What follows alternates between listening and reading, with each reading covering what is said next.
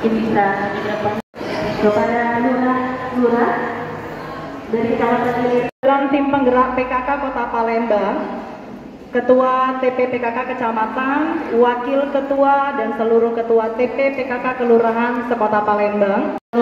Ibu-ibu Ketua TP PKK tadi Prambanan, Bu. Alhamdulillah dalam kurun waktu Kecamatan Ilir Timur 1 dan alhamdulillah hari ini bisa Mbak Iva yang hari ini terakhir ya Ibu Iping ya. Ya.